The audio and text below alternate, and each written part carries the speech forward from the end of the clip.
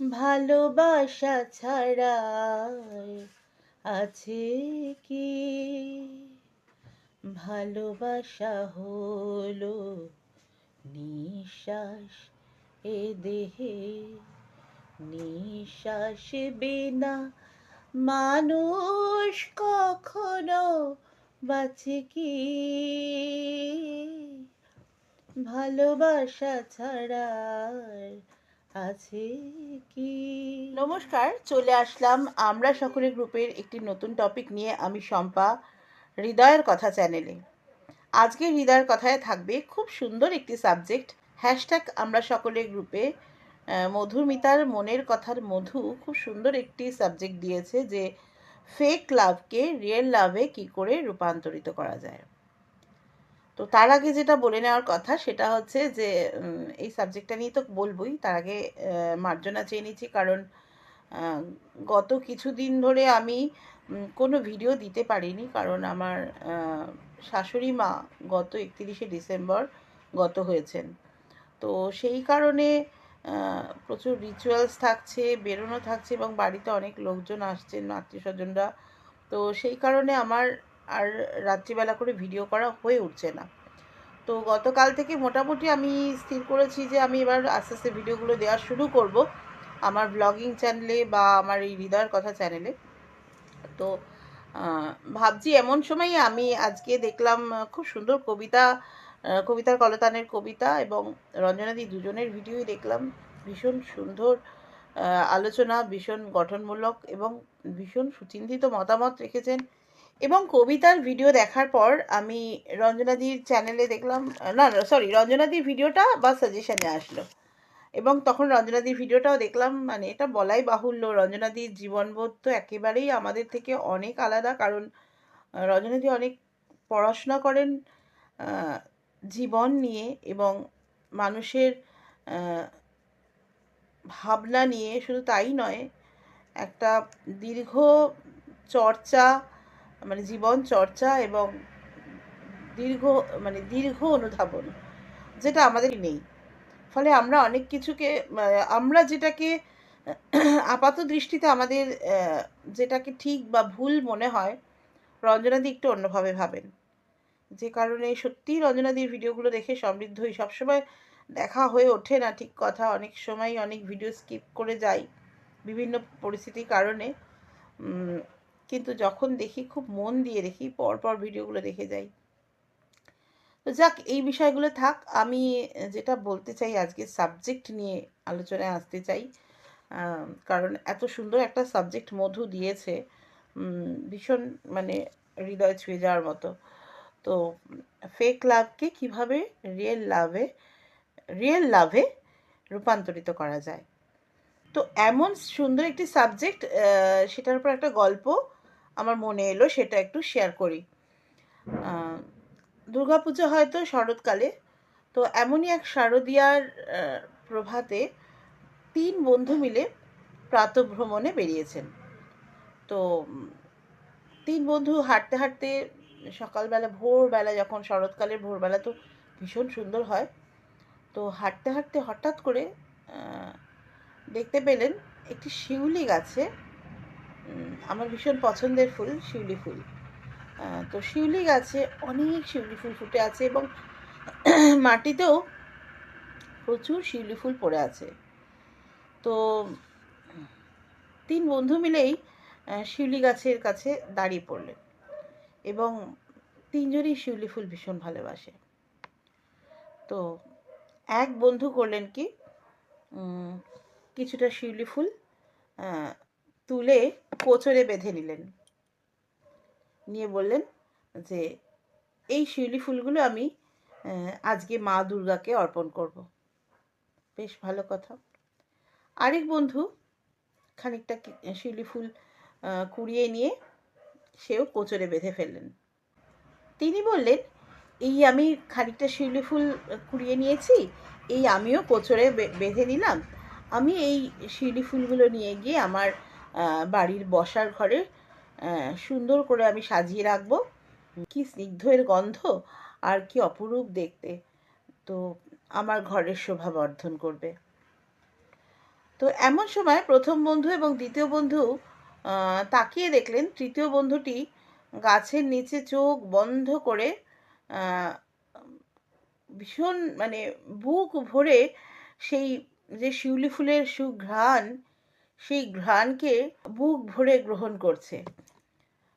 তো তখন প্রথম বন্ধু আর দ্বিতীয় বন্ধু সেই তৃতীয় বন্ধুকে জিজ্ঞেস করলেন যে, কি বন্ধু, তুমি কি শিউলি ফুল নেবে না?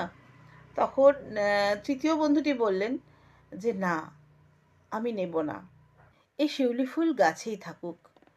তখন প্রথম বন্ধু এবং দ্বিতীয় বন্ধু এই ওর মুখ চাওয়াচাই করলেন এবং হতবাক হয়ে গেলেন।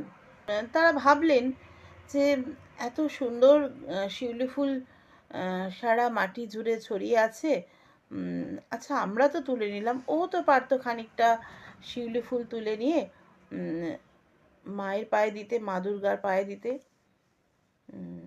তো তৃতীয় বন্ধুটি প্রথম এবং দ্বিতীয় দুই বন্ধুর মুখ দেখে, অভিব্যক্তি দেখে বুঝতে পারলেন এবং খানিক মৃদু হেসে বললেন, চলো ভাই, আজ বাড়ি যাওয়া যাক, বলে যে যার বাড়িতে ফিরে গেলেন। আর তৃতীয় বন্ধুটি মনে মনে বললেন যে এমন সুন্দর প্রকৃতির দান, এমন স্নিগ্ধ তার সুবাস, এমন অপরূপ তার সৌন্দর্য, আমি কেমন করে গাছ থেকে ছিঁড়ে ফেলি? থাক, ও যেখানে আছে সেখানেই থাক।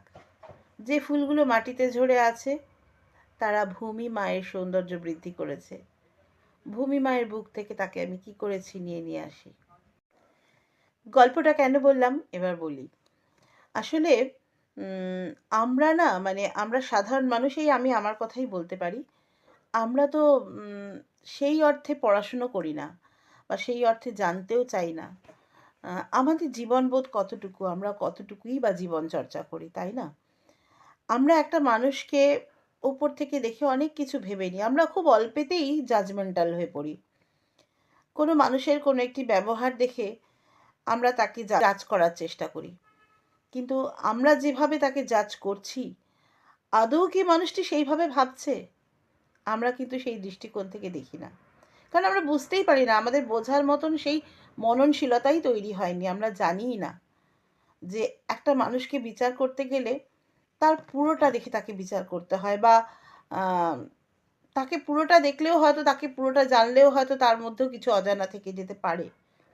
অতএব আমরা যদি এইভাবে ভাবি যে একটা মানুষ একটা কাজ করলো, তার পেছনে তার কাছে যে যুক্তি রয়েছে, সেই যুক্তিটা হয়তো আমি জানি না, অতএব আমি তাকে নিয়ে বিচার করতে বসবো না। অতএব ওই যে রঞ্জনাদি বলছিলেন না, খুব সুন্দর কথা, ফেক লাভ বলে কিছু হয় না। প্র্যাকটিক্যালি ফেক লাভ বলে সত্যিই কিছু হয় না। কারণ ভালো লাগা বা ভালোবাসা এগুলো তো এক একটা অনুভূতি, আর সেই অনুভূতি আমার মধ্যে তৈরি হয়েছে, তার জন্য তো নিশ্চয়ই একটা কারণ আছে। একটা ফুলকে দেখে আমার ভালো লাগলো, ভালোবাসলাম সেই ফুলটাকে।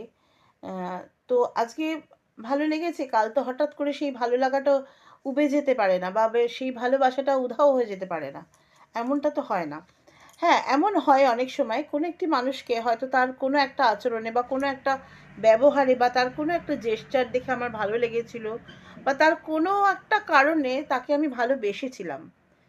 আজকে হয়তো সেই মানুষটির আহ, অন্য কোনো একটা ব্যবহারে বা অন্য কোনো একটা কারণে সেই মানুষটিকে আমার তার সেই আচরণটা আমার পছন্দ হয়নি, বা বলে দিতে পারি আমি খুব তিক্ত হয়ে গেছি সেই মানুষটির সেই আচরণটা দেখে। তাই বলে সেদিনে সেই ভালো লাগা বা ভালোবাসাটা তো মিথ্যে হয়ে যেতে পারে না।